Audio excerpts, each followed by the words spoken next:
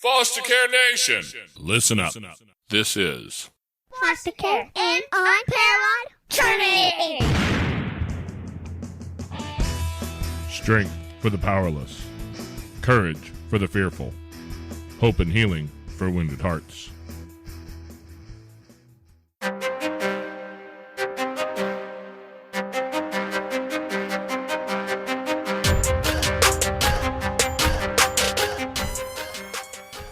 Hello and welcome back to Foster Care, an Unparalleled Journey with Jason and Amanda. And today we have brought another podcaster on here. Colleen Puckett has the F Word Foster Care podcast. And I listened to some of that. She has a story that I said, I've got to reach out to this gal. I want to hear her story. And I think you guys need to hear it too. How are you doing today, Colleen? I'm doing great. I'm so excited to be here with you guys. Hey, we're excited to have you here. You guys had kind of a, everybody's got that listens in that has been part of this, has their own story in foster care. And you guys had your own very unique kind of thrust into it. Yeah, absolutely. Very different story than I think a lot of people know or have experienced themselves or have heard others have the same type of story as we do. So how did you guys get drawn into this? Can you just tell us your story a little bit? Yeah, so our children were both born very small for their age and for their gestation. And so our journey kind of started with that. They had a lot of different medical things that came with being preemies and being very small. And it kind of threw us into this world of special needs parents with medically fragile children.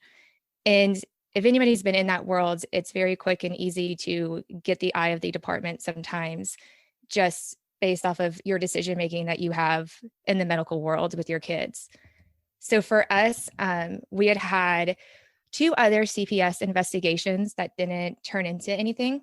They basically were, hey, we have some concerns. Your children aren't growing. Let's kind of look at what's going on. For my oldest, the case closed very quickly after we found out she had a congenital heart defect.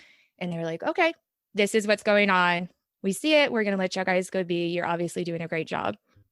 The second time, my youngest daughter had a seizure and she had stopped breathing. And we were told, oh, well, kids don't stop breathing when they're having a seizure. So you must be making it up. So they called the department on us. The department closed it immediately, like the moment they came out and saw our home, saw the kids, and we're like, I don't know why anybody called on you guys. We're closing the case. So it ended up bringing us into the foster care system. My youngest was going through a lot of hard times with eating, and she went into a feeding therapy program, and she was not growing at the rate that the therapist expected her to. And so we were told there's 3 reasons why children don't grow.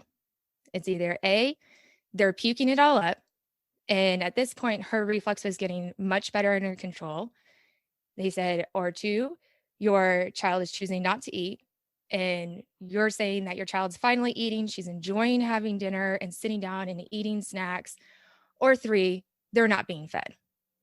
And didn't even take in consideration, like, oh, genetics or something too. Like, I'm a very tiny person and I'm the runt of my family. And it was just like, okay, or maybe a 4th one, like something else, like it's just how she is and who she is.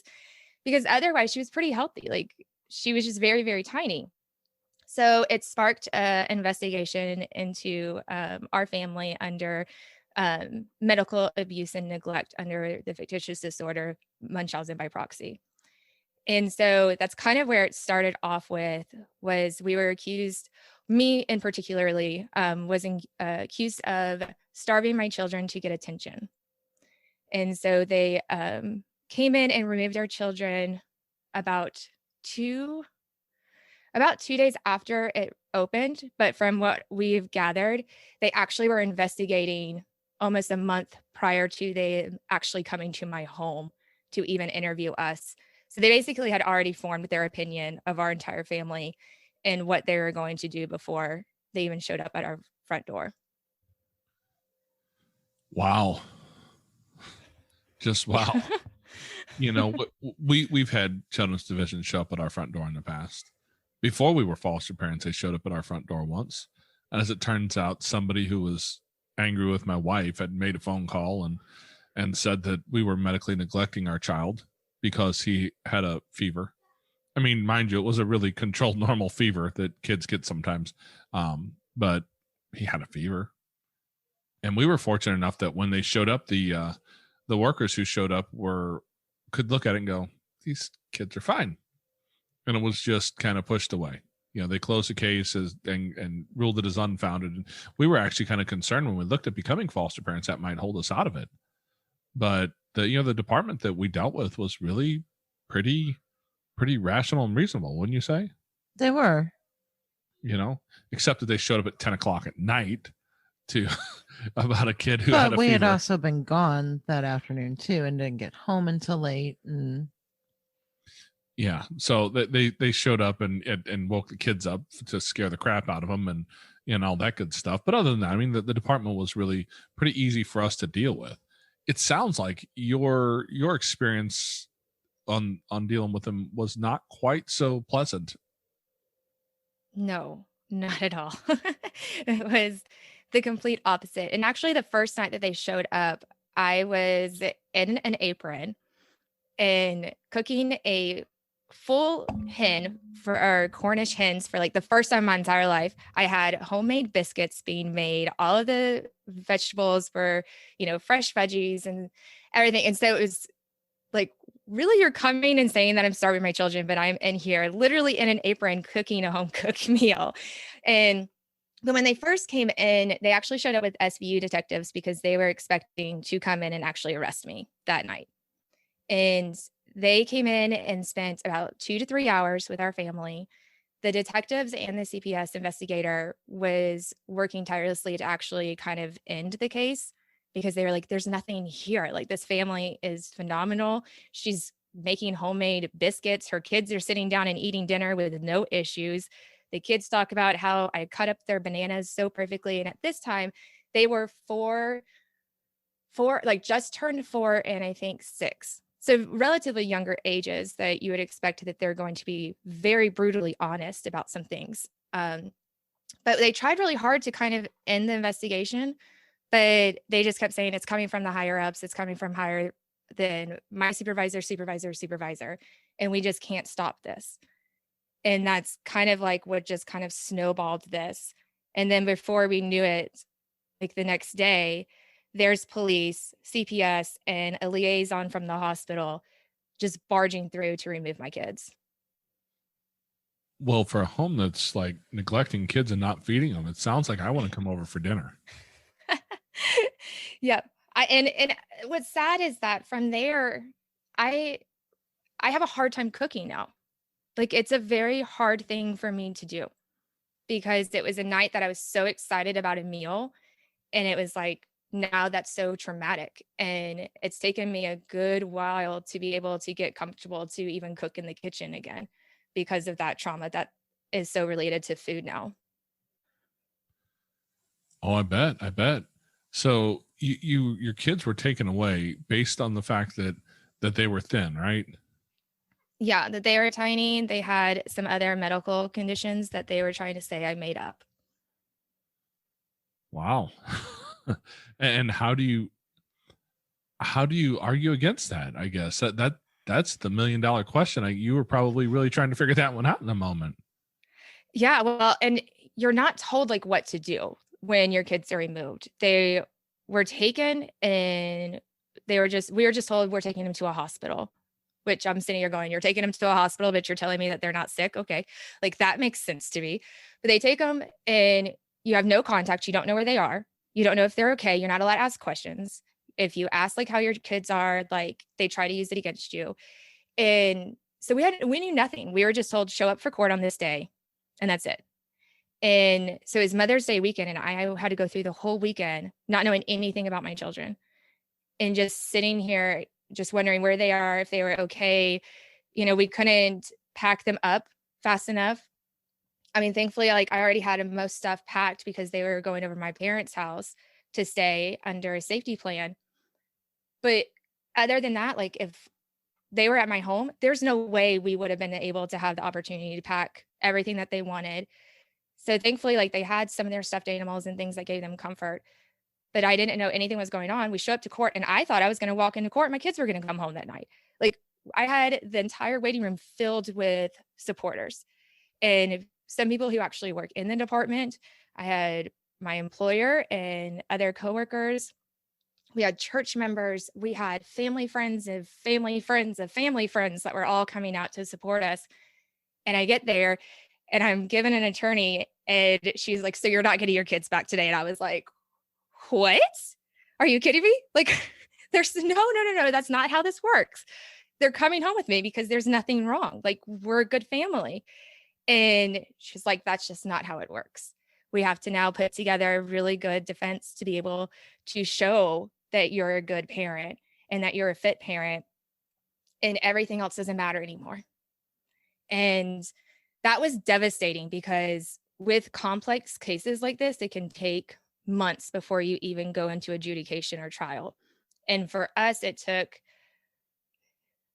about 4 months to have our first court date for adjudication. And then we had to wait 2 more months to have our last date for adjudication. So it's almost 6 months of us just waiting to even show our case. And basically we had the department had all of the medical providers already subpoenaed. And we basically just had all of our medical records. And every single person who came on the stand was like, oh no, mom's a great mom. Oh no, that diagnosis is correct. Nope, that's the diagnosis that I said. And anytime I was like, oh, but did mom ask you about this diagnosis? They were like, no, I told her about that. Or I told mom that it could be this or whatever. So it was like this constant trying to put words in my own mouth and trying to make my actions out as if I was trying to harm my children and get these medical diagnoses, and everything was not the case. So the only people that they really had was the abuse pediatrician and the psychologist that was part of the feeding therapy. And ultimately, the judge did not find that I had abused my children medically. He ended up finding deprivation because they were tiny and said, I don't know why. It could be that that's just how they are. It could be that there's something in the home, or it could be that they don't like eating around mom. But I don't know what it is. They're just tiny, so we're going to find deprivation just based off of that. Hey there, Foster Care Nation. We'd like to take a quick minute to step out of the podcast here and ask you guys for a little bit of support. If you could share an episode with people, friends, in a group, with family, anywhere where there's somebody who would like to hear this. Also, if you'd like to join us and support our mission, a couple dollars a month would be really helpful. You can find us on Patreon at patreon.com/fostercarenation. Now back to the show. And so then my kids sat in foster care even longer because of that. Oh, man. That's just crazy. As a parent, I'm trying to wrap my head around that, because you're doing the best that you can for your kids and you're feeding them. And, sometimes body type is out of our control. Mm-hmm. And I mean, I can only imagine how helpless I would feel. And I'm wondering, how are you doing during all this time? Horribly.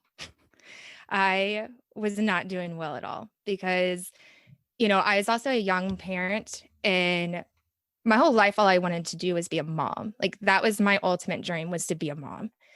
And so here I have that opportunity and I'm living out my dream of being a parent.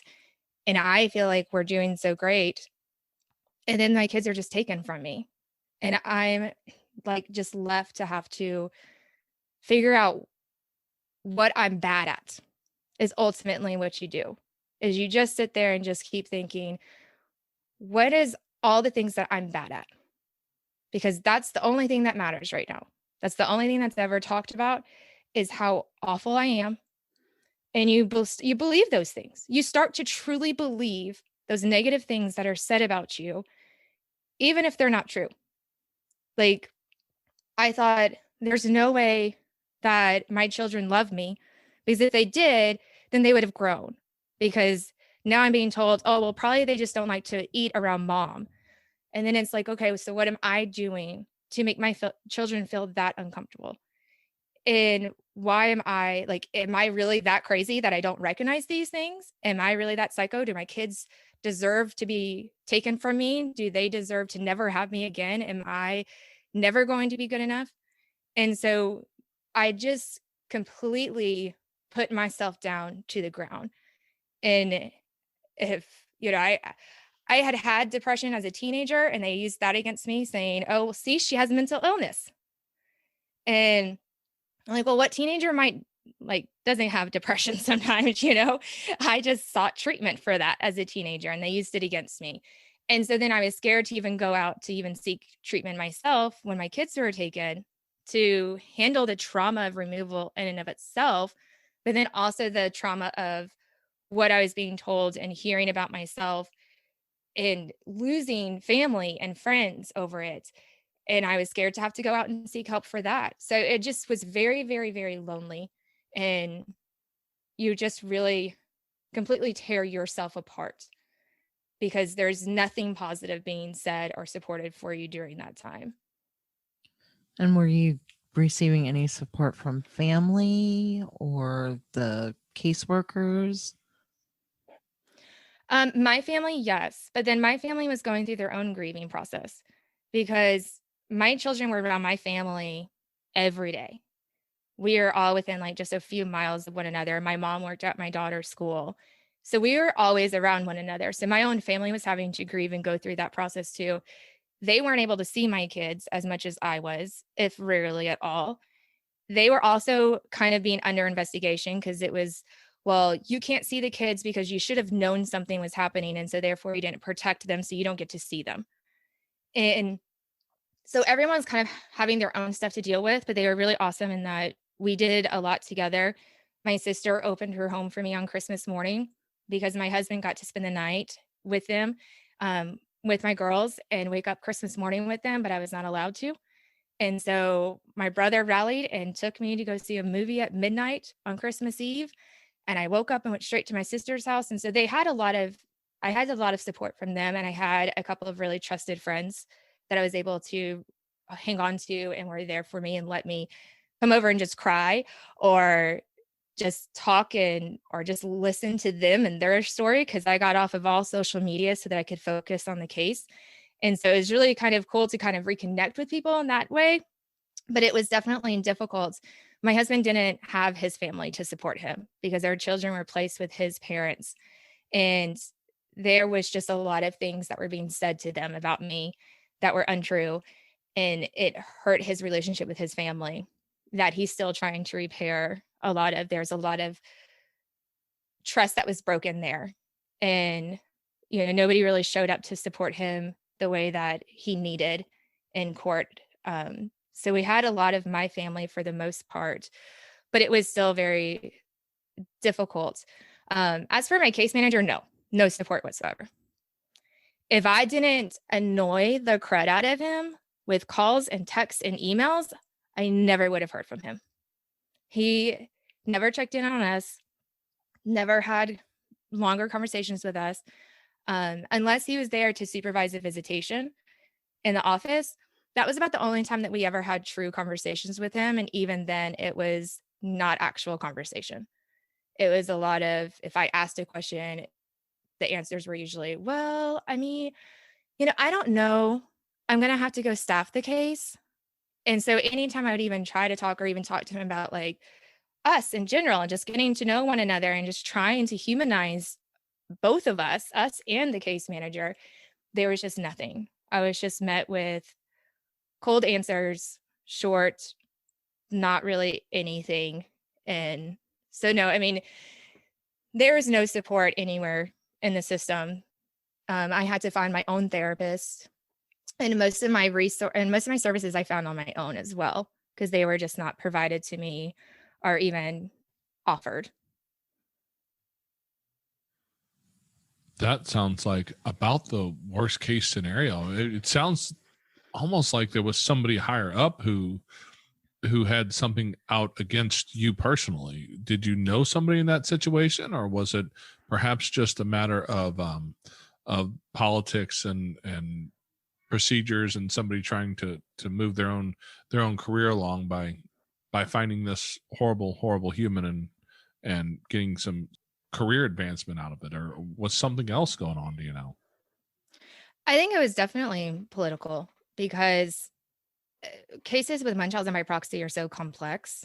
And, and now one of the things is that my attorney who represented me, I now work with her, and she's absolutely phenomenal. And majority of the cases she represents are medical cases, whether they are alleged shaken baby cases, alleged Munchausen cases, anything that has to do with the medical world.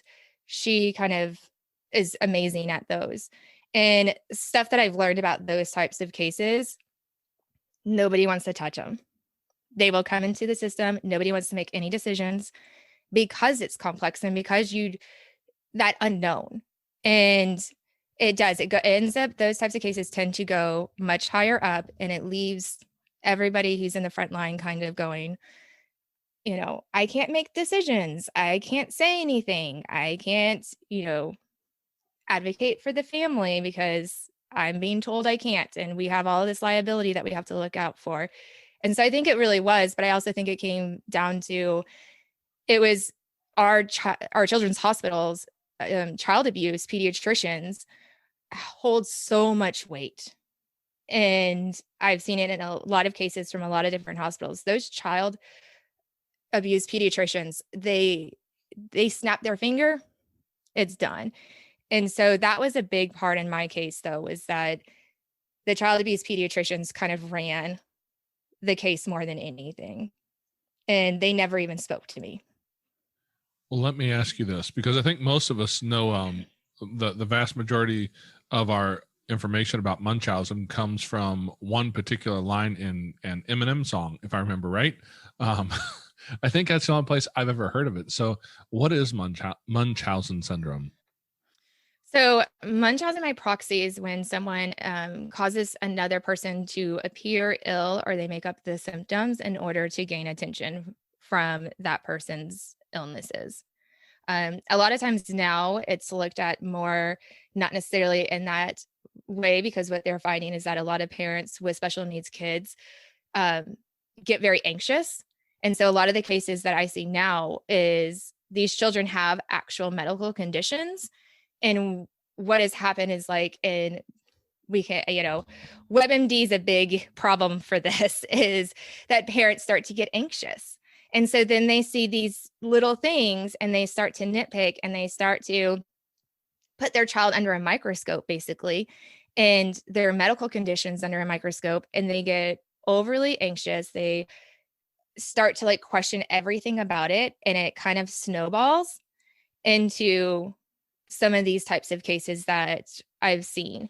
And in those, it's really just a preventative measure that can be put in place. It's just checking in with the parents, making sure that they have the right support and the therapy and everything to just kind of help them take a step back and take a breath and have a little bit more confidence in what's going on with their child's medical.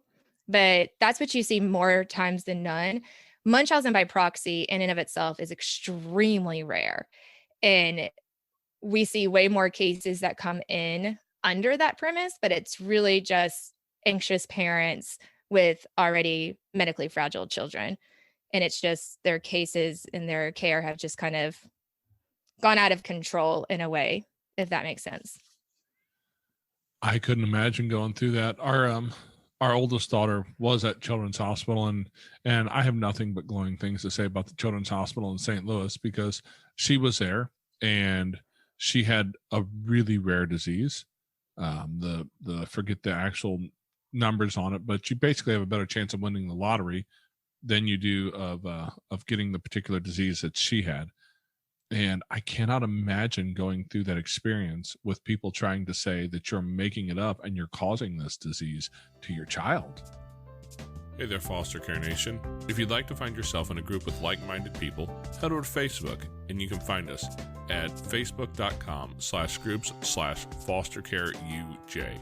We've got a group over there where we talk about foster care, we talk about adoption, and we talk about all the things related. If your podcast player allows it, you can also reach down and hit that subscribe button so you get notified every week when we put up uploads. Every Tuesday, a new episode comes out. We'd love to see you next week. Now back to the show.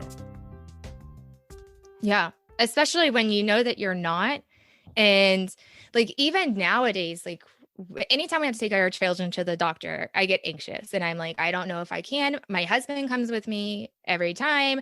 We have put ourselves into a good place with really trusted doctors who know our history, who know our stories. And like that makes it a lot better. But we've had times where we see a specialist for the first time since everything.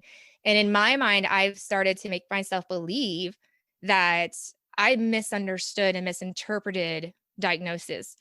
And then we get to a specialist and they're like, oh, yeah, well, when they had this test, it was positive for blah, blah, blah. And I'm like, okay, so it really wasn't in my head.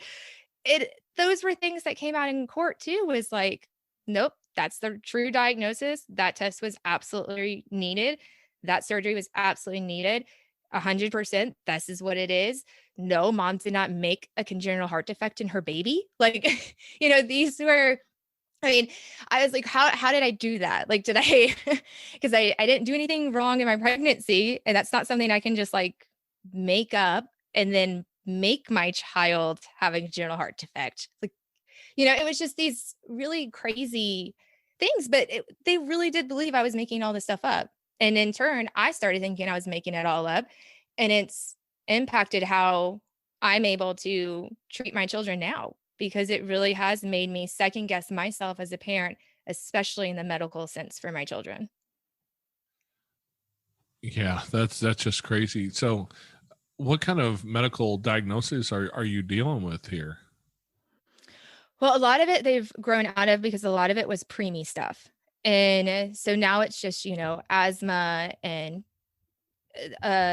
we've had a congenital heart defects corrected, but you just have long-term follow-ups from that. We basically, like, when they came home, I was like, okay, look, like, let's take an inventory of what do we ultimately need to be looking at. And really, like, everybody was so focused in on their weight and their growth and was micromanaging it. And I knew in my gut, like, that wasn't needed. Like, I knew my kids and I was like, I mean, they're healthy little human beings. They're just tiny. And it was just like, oh, but they're not normal. They're not in normal range. They're failure to thrive. And when we just got like new doctors and surrounded ourselves with a family doctor instead of a pediatrician, those things weren't being micromanaged as much, which really helped our kids to grow and thrive even better.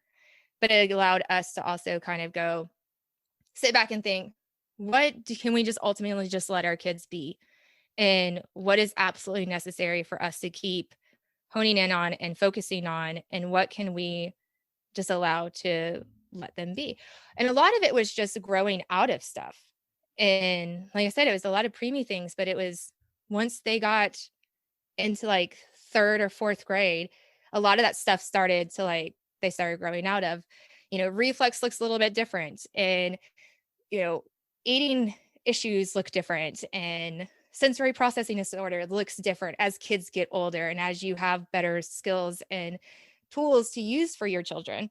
And that's ultimately like what we've learned. And they still have some things that come up, and we just take it as it comes, and we sit down with our kids because now they're much older. They're in middle school and high school. We talk about everything, and we allow them to speak to the doctor about any of their concerns.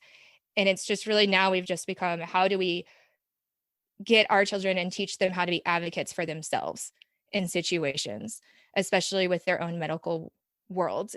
And they've been doing a really good job at being able to pinpoint and tell doctors, like, this is what's going on. This is what's going on. This is what I am feeling. And we allow them to be part of those decision-making on any next steps that come up as well. Wow. It's hard to believe that they wouldn't see things like the congenital heart defect as like a real reason there. Amanda has a friend who's got a little guy, little Mr. B. He spent some time with us last week because his dad had to have gallstone surgery. And so he come over and hang out with us. And he is, how old is he? Almost 9 months, right about 9 months. Yeah. And but so he's a little guy. He's a little dude. He's still in 3-month clothes.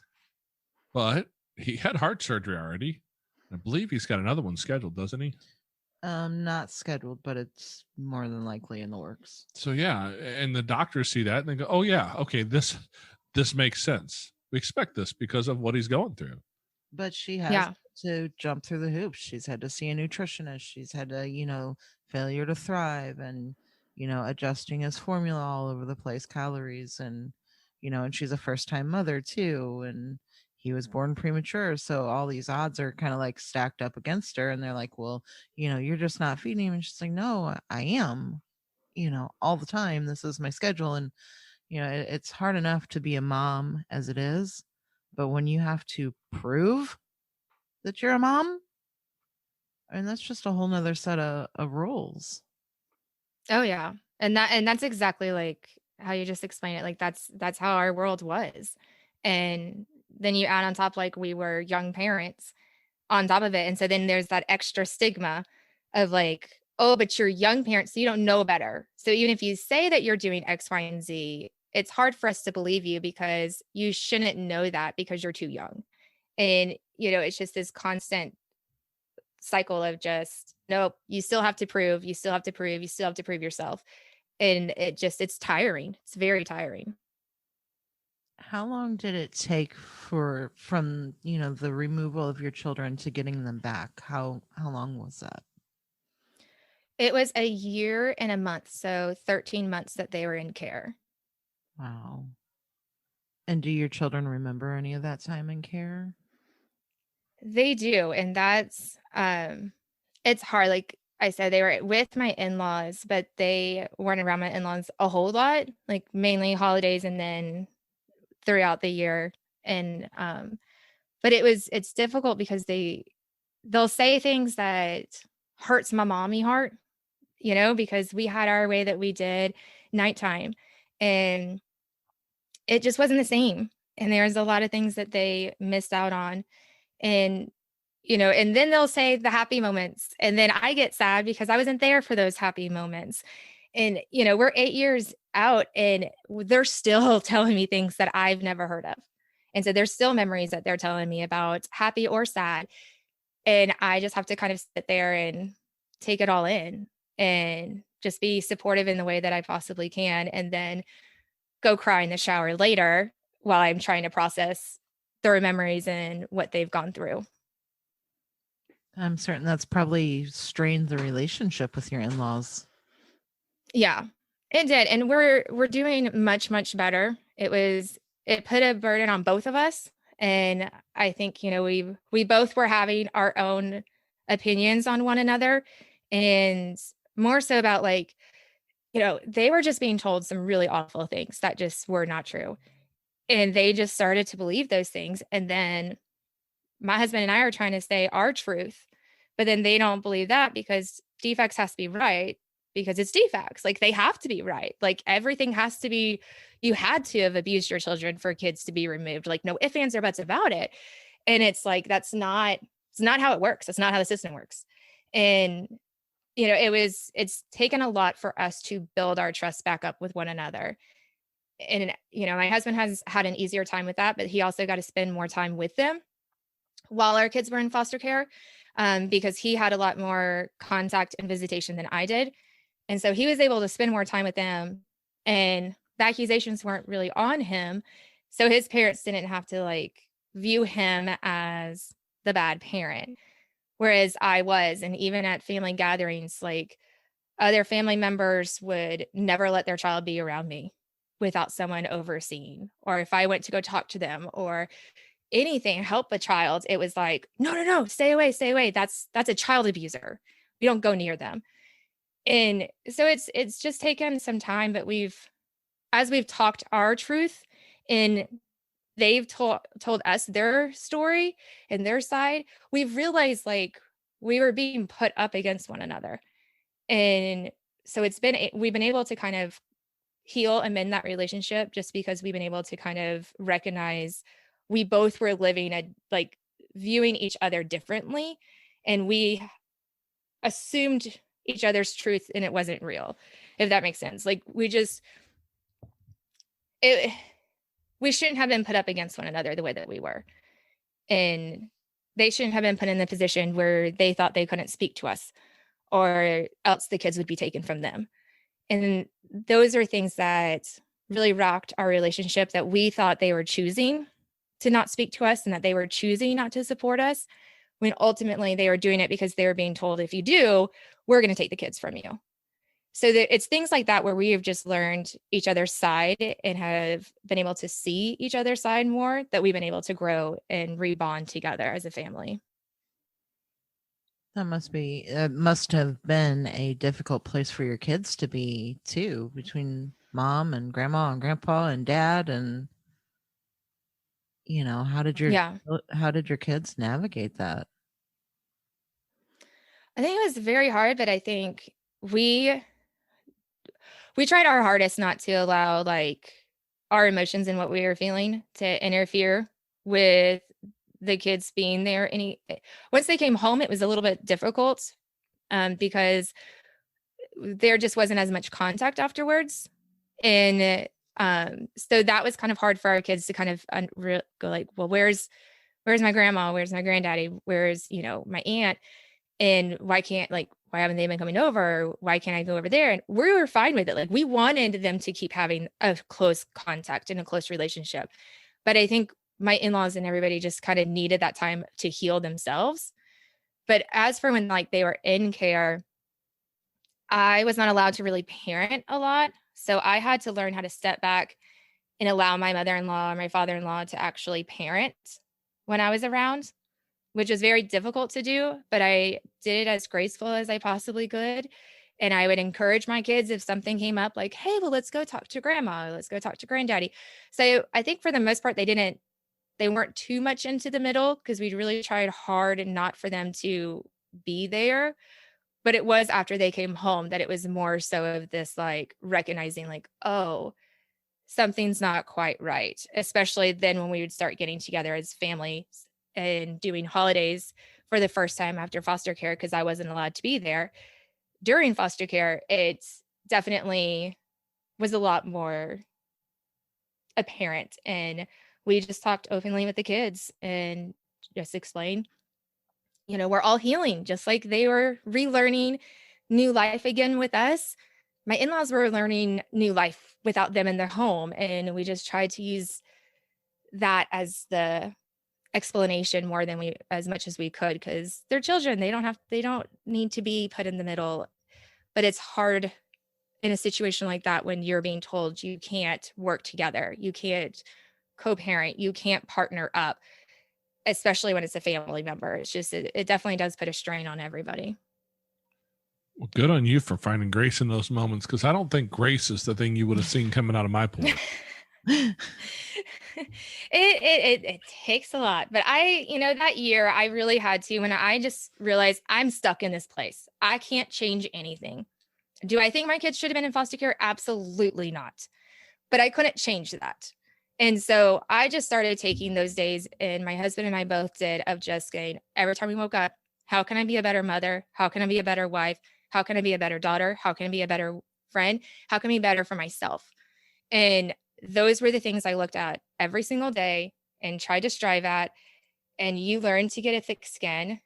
I found my confidence in that year, whereas before I would just be like, okay, whatever anybody says, I'll let you walk all over me. And now I'm like, nope, I have a voice now, and you're not going to take it from me. And it's just gotten louder and louder. The more that I share my story, the more I'm like, I'm strong, and I've gone through such trauma and adversity, and I can just let it overtake and destroy me, or I can just build myself up from it and use those times to teach myself patience and grace and gratitude, as hard as that is.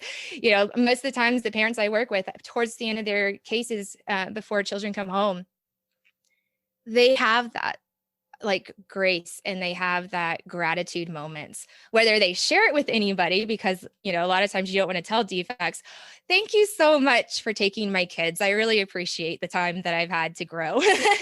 But instead they'll be honest and say, wow, I hate my kids were taken, but I'm so grateful for the services that I've been receiving. I'm grateful for the growth I've been able to have. I'm thankful for everybody who's taking care of my kids. And I'm even thankful for DFACs. And then they'll be like, please don't tell them I said that. And but you just kind of learn that you just see life very differently. And you don't take anything for granted after that at all.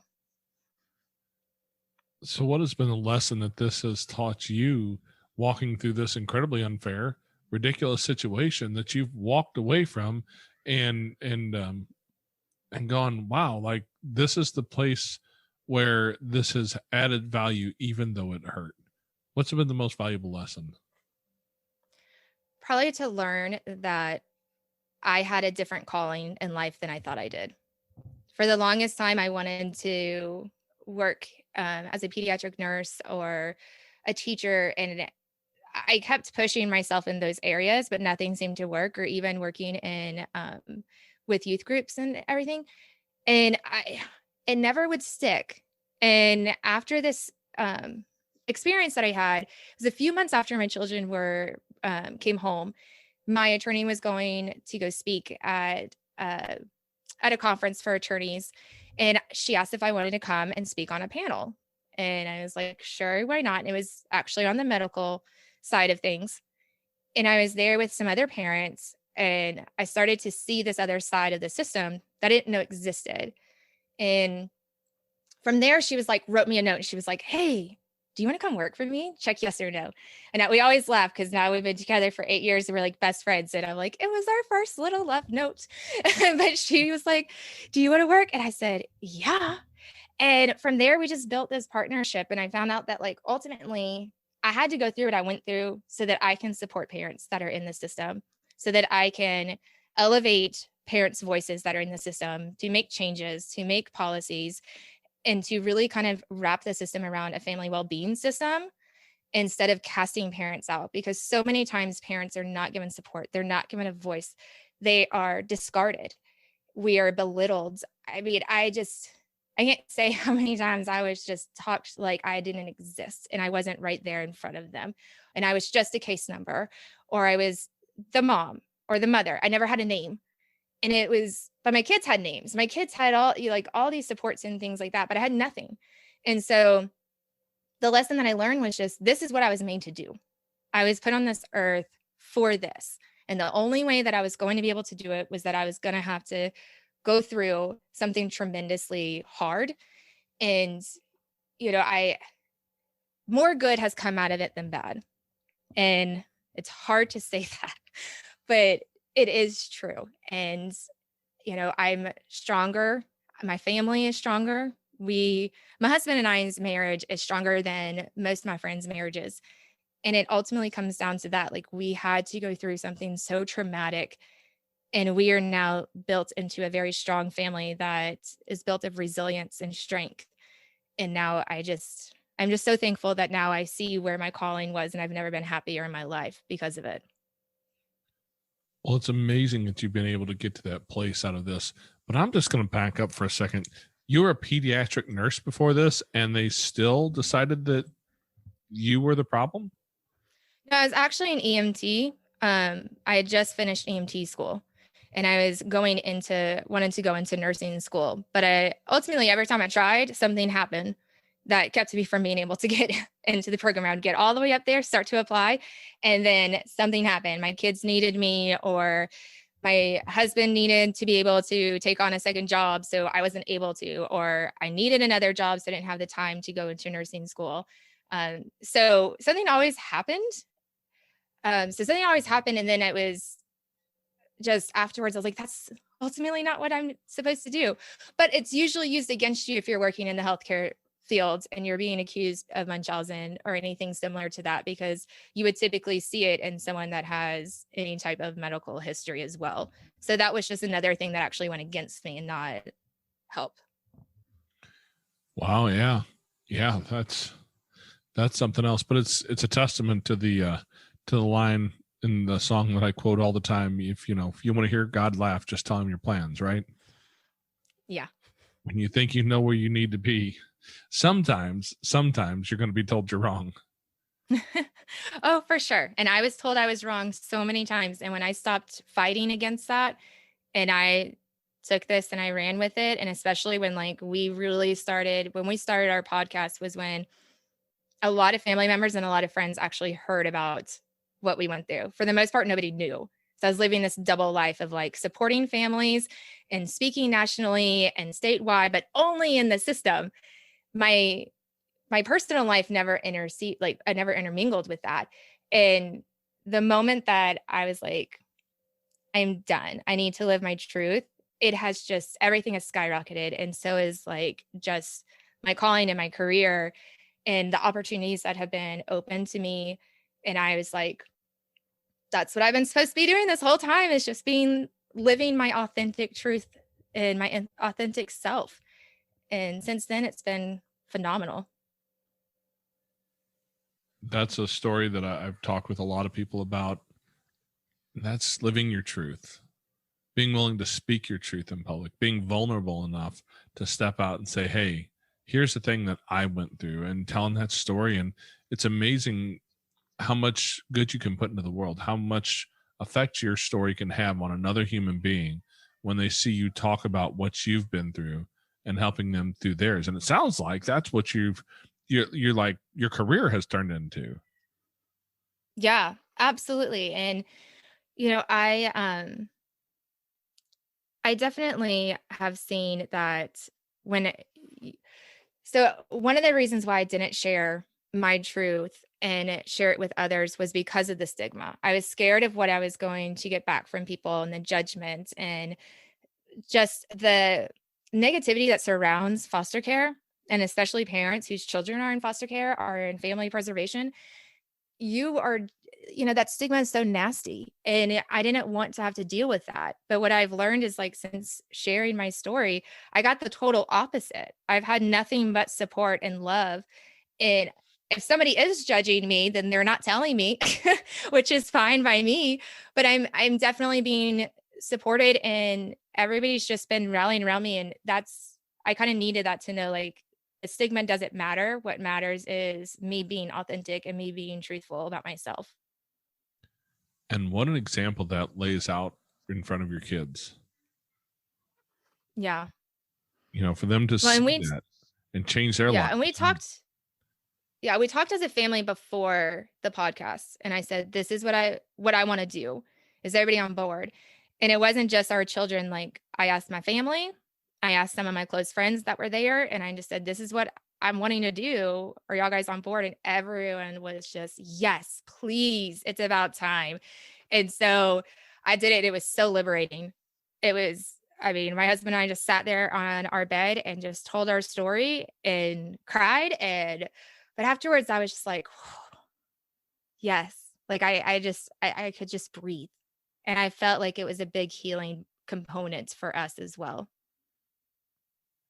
That's one of the things we found is that a lot of the people we've interviewed and talked to have said afterwards that it's just cathartic to be able to tell their truth, to speak their truth out into the world, and not worry about who's judging them for it, and just to, for once, be able to let it out into the world and say, hey, my life was really hard and here's why.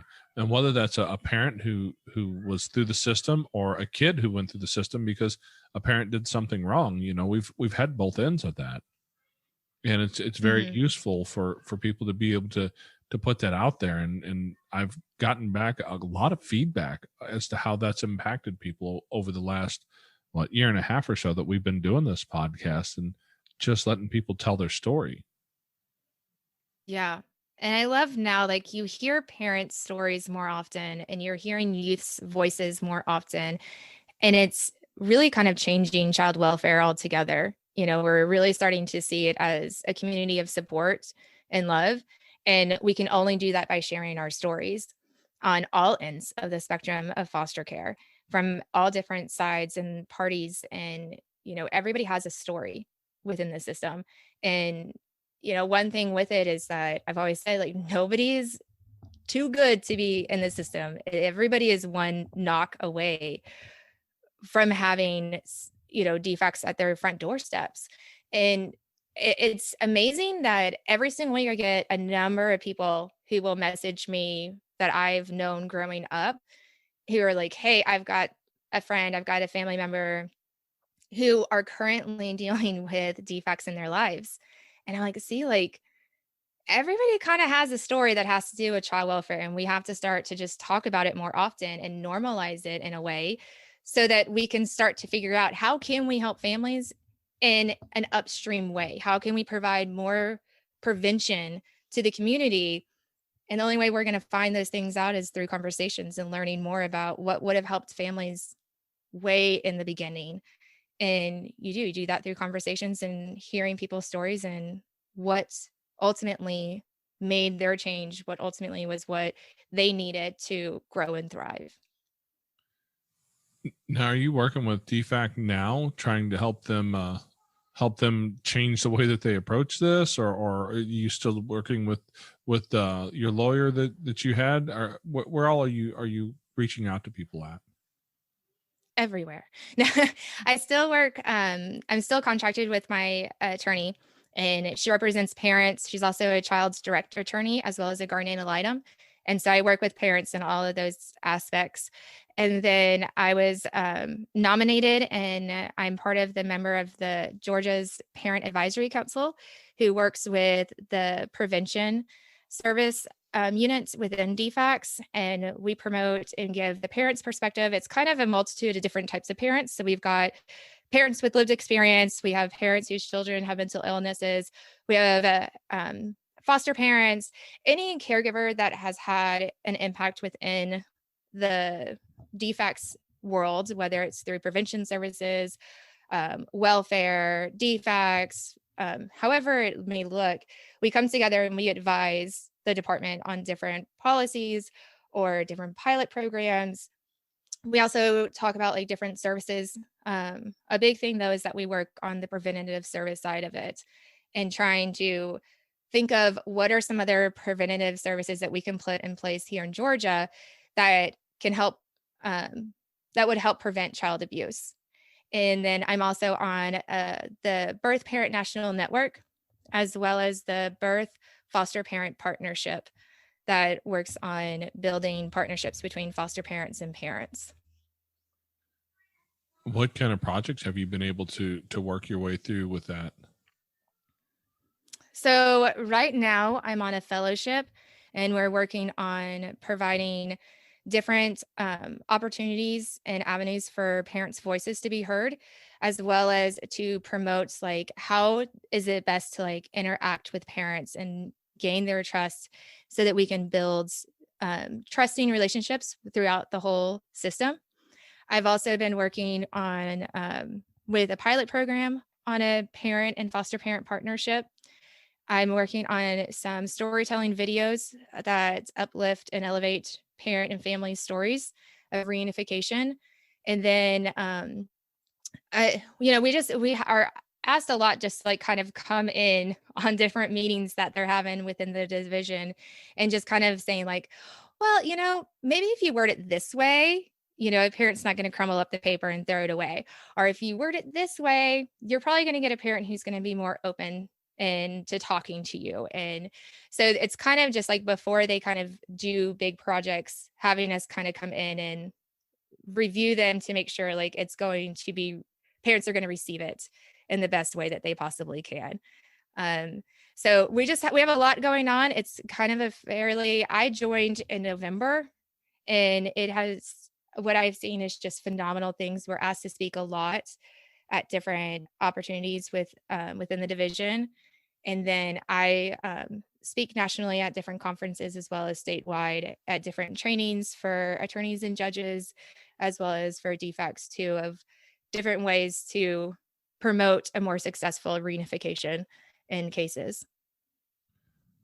Wow, that's quite the story. You went from them coming in and removing your kids to getting your kids back to working with the same organization. Talk about just a wonderful way to view it, that, man, this is a messed up situation, but you guys are helping to fix it. Yeah. And that it's one of those you have to pinch me moments, because I talked to some other parents that are on the council who have lived experience, and we've talked about it before. Like when you first join, you're like, this is weird. And am I going to like this? Are they going to receive me? And it has been phenomenal. Like they could have not been any more supportive, and it has changed my viewpoint on the system too. And I'm so grateful for the opportunity because of that, because it brings in a whole nother healing component of being able to talk to them and share my truth and what my likes and dislikes are about them, and that they receive it and like want to make changes to support families in general. It's just been, it makes it easier. But yeah, at the beginning, it was definitely like constantly going like, wait, what am I doing? And I'm having conversations with you and I'm laughing. What is happening? It was definitely pinch me moments for sure. If nothing else, the normalizing that conversation between a parent who was forced into the system into being more or less a coworker and equal with them has to change their perception of who you are. Oh, for sure. And that's, they say over and over, like, they're just so thankful to hear parents speaking, and each one of us on the council, and just how big of an impact we're making. And that's one of the biggest things is like, we keep talking about, like, we have to even the playing field. Parents are more successful when they feel they're equal to those around them, and not constantly trying to live up to someone else and thinking everybody else around them is superior. And when you just come down and you're just right there at the same level, it's really amazing. And so it has been very humbling to have that experience with them and to see their feedback and acceptance of it as well. You remind me of a conversation we had with a woman named Amy, who told her story of, she was a full-blown meth dealer, and she told her story and how it all played out and how she got back on the right track. She got out of the craziness she was in. She worked her plan. She got her kids back, and we just saw her the other night. Yep.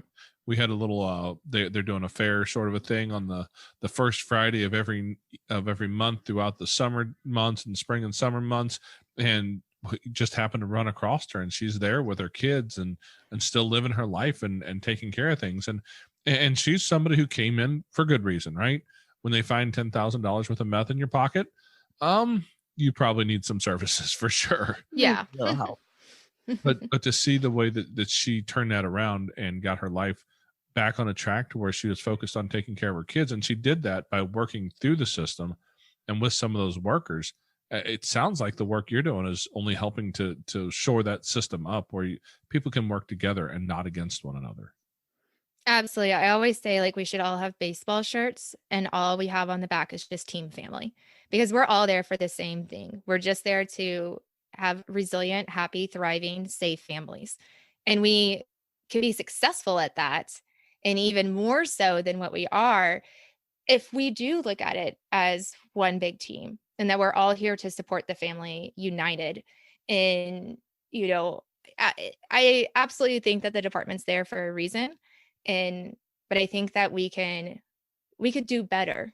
And I think even as a community, we can do better by making these conversations more normal, by lifting up families and trying to say, like, oh, what can my church do to help other families that are within the system? Can I open it up to allow them to have visitation when they can't have visits in the home, so they're not at McDonald's, so they can have a more relaxed environment where they can cook dinners?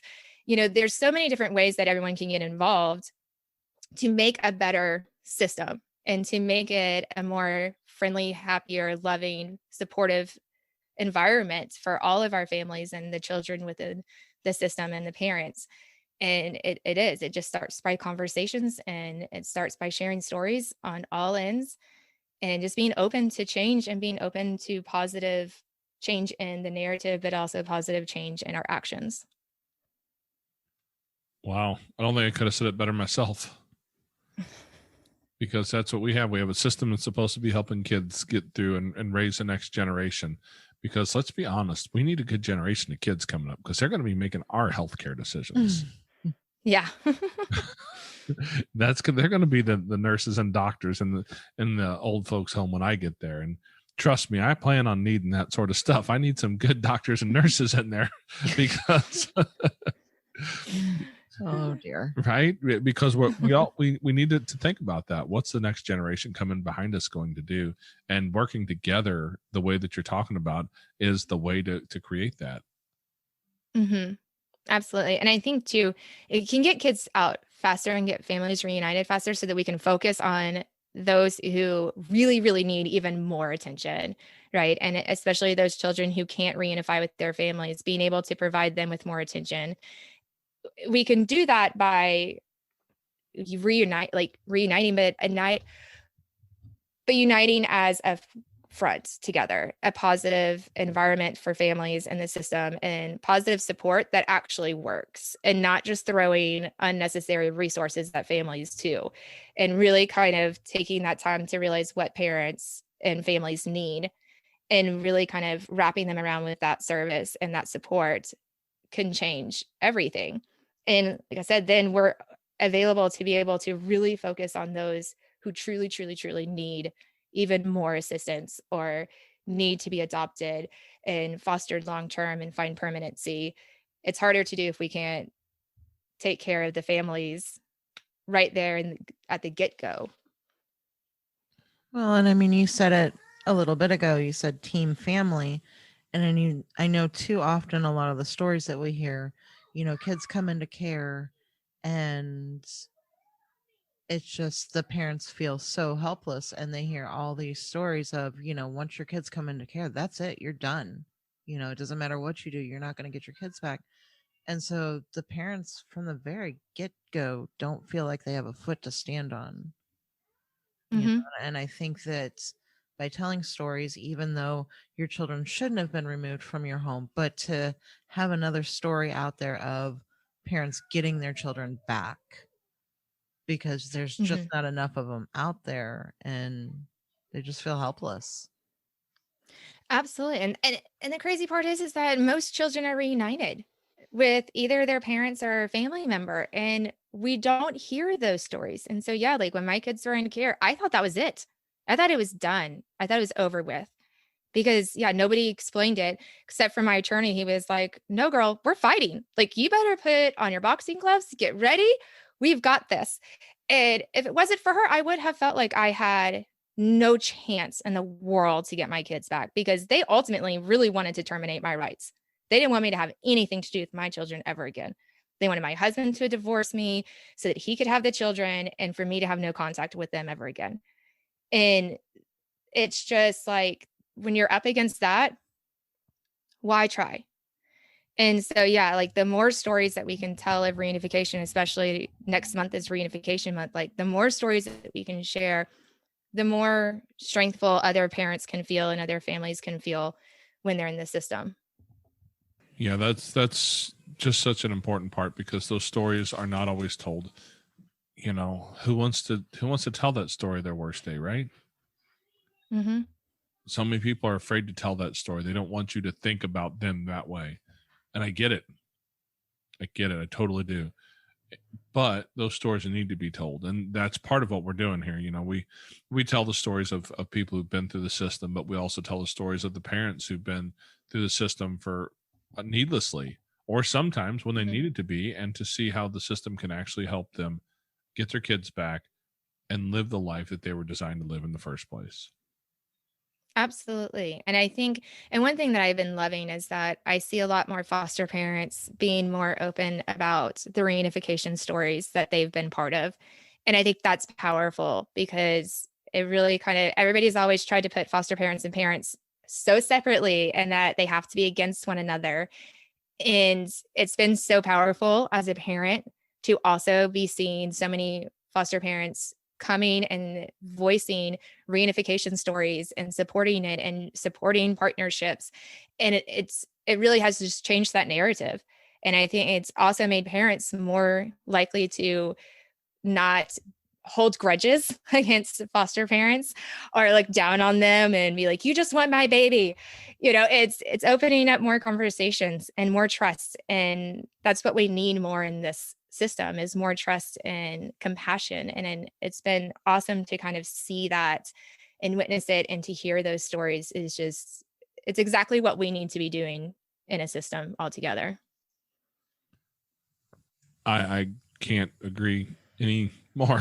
I think you said it perfectly there. That's exactly what we need to do. Even though it's difficult for a biological parent to step into that place and trust any foster parents, and it's difficult for foster parents to trust biological parents a lot of times, because I'm gonna tell you, we've seen some horror stories. Yeah. And it's easy for us to all look at each other and be judgmental and think you're a horrible human because your kid's in foster care. And for a biological parent to look at us and go, you're horrible humans. You're just trying to steal my children. And suddenly it all falls apart if we're not working together for the better good of the children. Yeah. It's kind of like that relationship I had with my in-laws. Both sides that were looking at the others with negative lenses so often. And when we break that and we break that stigma of one another, we're able to heal together, which is huge. We need more healing within the system because everyone has traumas, and especially families in the system, they come in with trauma, they are put, and then trauma just keeps getting added on top of them. Foster parents go through trauma. We all have traumas, and we have to learn how to heal. And we can do that by starting to get those stigmas away so that we can have a positive relationship with one another. And take that, when you're holding negativity, it's harder to be more successful in anything. It's harder to live a happier life. It's harder to grow. It's harder to thrive when you have so much negativity around you.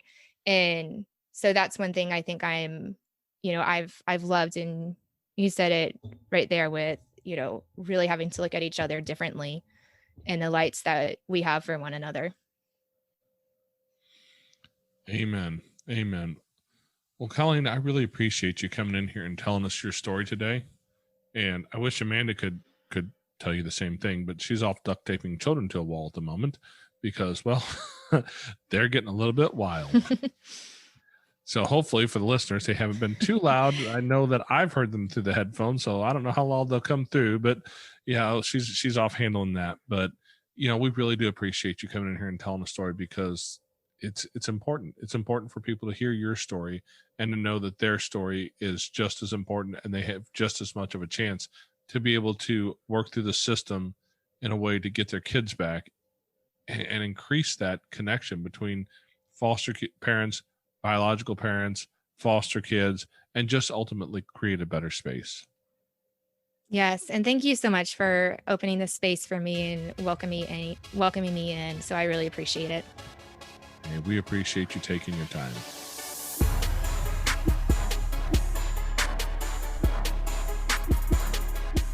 Okay, Foster Care Nation, thank you for listening to Colleen's story. Now take her knowledge and wisdom to heart so you can create love and healing in your family and community. Be sure to come back next week. We have new episodes every Tuesday. If you'd like to share your story as a guest, you can reach us at fostercareuj@gmail.com. You can connect with other like-minded people at facebook.com/groups/fostercareuj. Don't forget, we have a Buy Me a Coffee account where you can support our mission for as much or little as you'd like. It's at buymeacoffee.com/fostercare. The links to everything are in the show notes on your podcast player or at fostercarenation.com. And as always, you are so super awesome. I think you guys so cool. Yeah. Thank you for listening.